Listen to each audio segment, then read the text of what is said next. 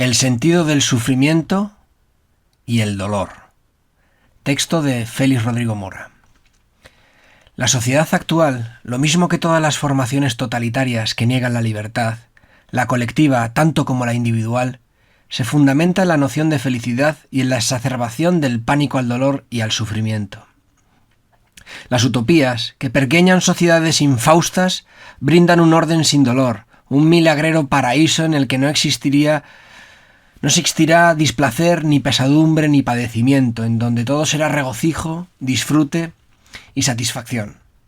Una primera verdad experiencial aduce que el sufrimiento es parte constitutiva de la práctica humana y porción ineradicable del hecho de vivir. Toda vida lleva en sí una porción de dolor, de la misma manera que contiene una fracción de deleite. Vivir integralmente es aceptar su totalidad, sin excluir ni amputar nada sustantivo, haciendo que el todo finito de lo humano se realice en el yo. Quienes proponen una existencia sin dolor prometen lo irrealizable, además de lo indeseable. Ya los filósofos cínicos establecieron que quien teme al dolor teme lo que ha de suceder.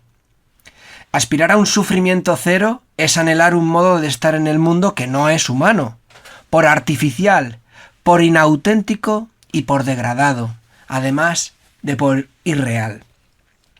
Cada cierto tiempo, el dolor intenso e incluso avasallador visita a todo individuo, le zarandea y posee. Y a diario los pequeños dolores, frustraciones, contratiempos y padecimientos son la inevitable compañía. Aprender a vivir con el dolor es parte primordial del aprender a vivir.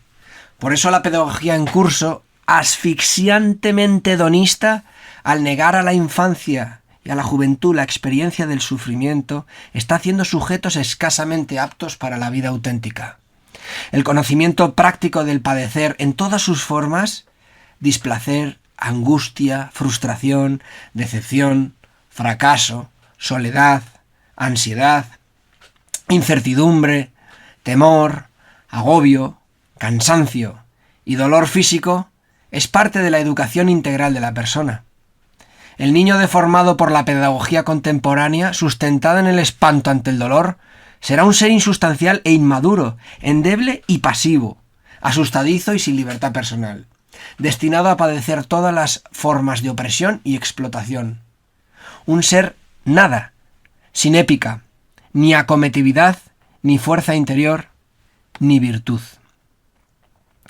Quienes venden felicidad olvidan que la condición humana conoce momentos más o menos intensos y auténticos de felicidad, pero nunca la felicidad como estado permanente. Esto es irrealizable y el felicismo simplemente es estafar al público. Aunque se comprende que lo haga con gran éxito en una sociedad como la actual, que lleva el acto de sufrir en muchas de sus expresiones concretas a un nivel, a una extensión y grado pocas veces conocido. Dicho de otro modo, una sociedad multisufriente y un individuo variada y dolorosamente disminuido, mutilado, necesita de la lúgubre fantasía de la felicidad total y perpetua como narcótico espiritual. Quienes niegan el carácter natural del sufrimiento lo maximizan. Los apóstoles de la felicidad hacen al desventurado sujeto actual aún más desdichado, por más débil y quebrantado, puesto que le dejan confuso, paralizado, desarticulado, sin respuesta e inerme ante el hecho ineluctable del padecer. Por el contrario, la admisión del dolor como parte de la condición y el destino humano nos reconcilia con él, otorgándole sentido y haciéndole de este modo tratable y superable, o cuanto menos más llevadero. Las causas del dolor son varias.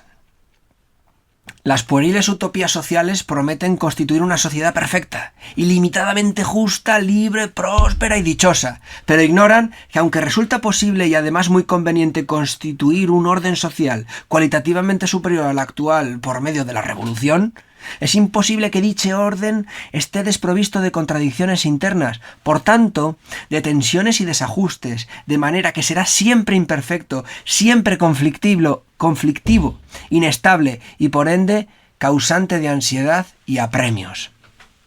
En segundo lugar, la libertad tiene un modo de existencia peculiar. como permanentemente en peligro y sempiternamente necesitada de pelear por ella y arriesgarse para realizarla, lo que significa persecución, es decir, padecer agresiones, soportar la represión y, en consecuencia, sufrir. En tercer lugar, el dolor posee causas vivenciales que son ajenas y están más allá de todo orden político y social. De manera que aunque éste fuera perfecto, el sufrimiento inherente a la condición humana misma permanecería. La estructura última de lo real, contradictoria, antinómica y conflictiva, no permite estados duraderos de equilibrio, lo que convierte en quimeras y sinsentidos las categorías epicúreas de armonía, paz, serenidad, placidez y calma, que son modos de huir de la realidad, un medroso escapar de lo que es y existe para refugiarse en algún paraíso artificial, donde no hay sufrimiento porque no hay vida. Lo real es dinámico y autocreado, debido a que es contradictorio interno, al estar traspasado por un haz de antinomias, tensiones y discordancias. Todo ello, al reflejarse en la mente humana, induce muchas formas de perturbación, agobio y dolor psíquico, a la vez que estimula la creatividad, al esfuerzo y al ascenso de la vitalidad. La prédica felicista, epicúrea y eudemonista contra el sufrimiento con sentido, tiene más un significado directamente político. Cuanto más dominados vivan los individuos por el pánico al dolor, más dóciles serán políticamente, pues lo propio de todas las tiranías es su descomunal capacidad de infligir daño y hacer sufrir a quienes se levantan contra la opresión, a favor de la libertad, la justicia y el bien.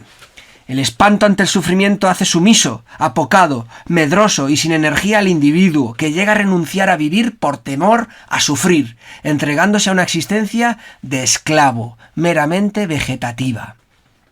Por eso, los totalitarismos presentan como meta la felicidad y no la libertad, el goce y no el combate, el deleitarse y no el arriesgarse, el disfrute y no el heroísmo, el humillarse y no la dignidad personal, el sometimiento y no la revolución. Pero sin el gusto por el riesgo, sin el gusto por lo difícil, lo inseguro, lo peligroso y lo vedado, la humanidad no puede avanzar. De ahí que los sistemas totalitarios, en particular los más eficaces, que son los parlamentaristas y partitocráticos, lleven a la sociedad a un estado de estancamiento, al convertir el ideario felicista en una fe obligatoria. El sufrimiento, a fin de cuentas, no puede ser evitado, y en bastantes de sus manifestaciones esto tiene mucho de positivo. Debe ser afrontado. Tenemos que reconciliarnos con nuestra condición de seres sufrientes, sabiendo que no somos absolutamente sufrientes, pues también forma parte de la experiencia humana la alegría, el goce, la satisfacción y la plenitud, en tanto que realidades finitas, es decir, transitorias y limitadas. Lo mismo que el dolor. Pero solo es plenamente positivo el dolor consentido, aquel que forma parte de la existencia humana concebida en su manifestación natural. El padecer y penar nos robustece, nos otorga el gran bien de la fortaleza y solidez del cuerpo y del ánimo. El sufrimiento, en particular si es reflexionado, a menudo nos perfecciona, al purgarnos de frivolidad, de irresponsabilidad, superficialidad y otras enfermedades del espíritu.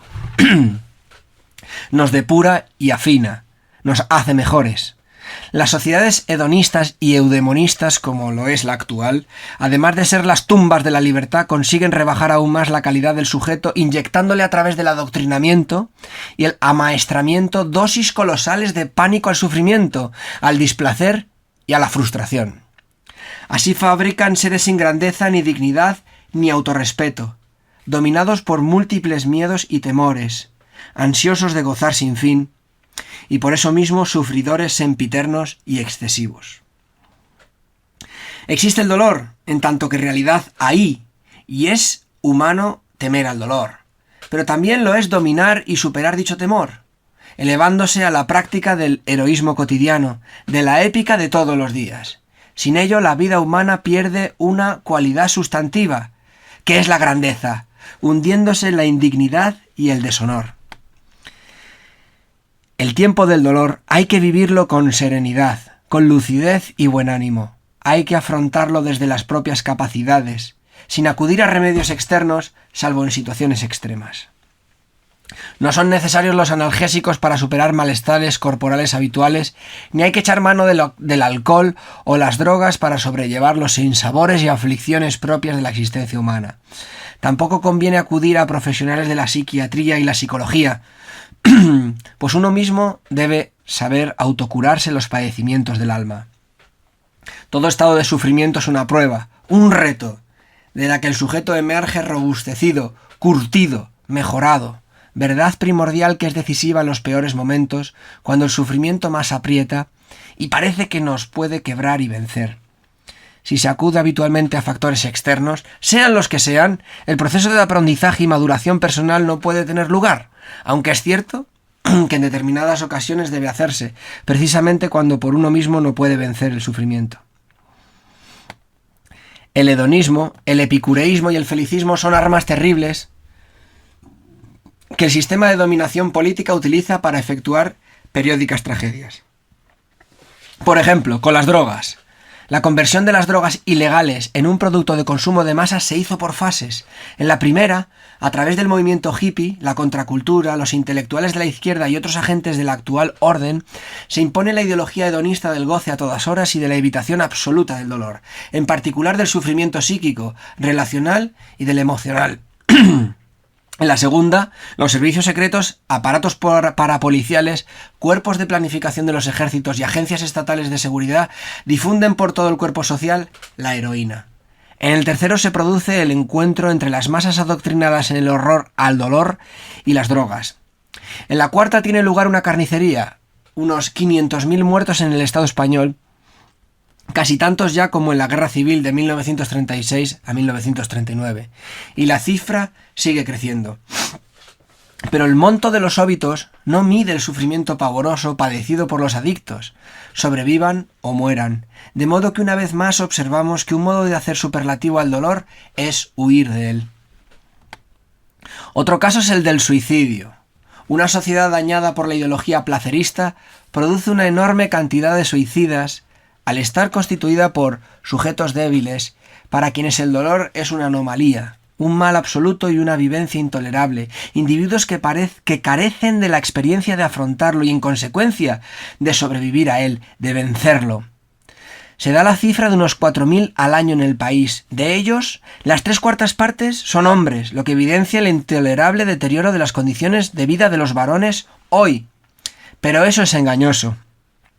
El individuo actual, que está siendo privado de la voluntad de vivir, de la fuerza interior para afrontar todo tipo de dificultades y emerger de ellas fortalecido, sonriente y renovado, se entrega estúpidamente a la muerte de muchas maneras. Accidentes de tráfico, enfermedades somáticas evitables, tabaquismo, obesidad, drogas, etc. El suicidio oculto puede ser incluso 5 veces superior al estadístico, y de ello una parte de las responsabilidades de los mercaderes de la felicidad a toda costa, de los traficantes del placerismo al por mayor. Así pues, cuando lleguen los tormentosos y en un sentido muy reales terribles tiempos del dolor, preparémonos para afrontarlo con serenidad, o cuando menos con resignación activa y transformadora, aceptando el reto, sabiendo que ello forma parte de la condición humana, al ser un acontecimiento natural, y teniendo muy en cuenta su positividad, que existe siempre al lado de su contrario, lo negativo e incluso lo terrible. Sin una actitud realista, serena y equilibrada ante el dolor, no puede haber libertad individual, pues el pánico al sufrimiento paraliza, dañando la libertad de acción, tanto como la libertad interior, necesaria para la planificación de metas y de propósitos. El pusilánime es siervo de su temor y víctima de su inhabilidad para admitir el sufrimiento. El psíquico tanto como el físico, todo lo cual encuentra su más lograda expresión en la ideología epicúrea, un modo miserable de pensar propio de esclavos, o más exactamente de esclavos aleccionados por los esclavistas, sus amos. El dolor, mirado de frente y comprendido, es menos dolor. La afelicidad o indiferencia ante la felicidad y la infelicidad se hace piedra angular de la libertad personal, libertad de pensamiento y de acción. De ello surge el atreverse, que es la voluntad de obrar y comprometerse sin que el riesgo de padecer males y sufrir padecimientos nos detenga. La revolución es un atreverse, la social y la individual. Si no nos dejamos comprar y no nos dejamos intimidar, no podrán vencernos. Leído por Kiko Enrique Bardajicruz, desde Aragüés del Puerto. Un saludo y agur.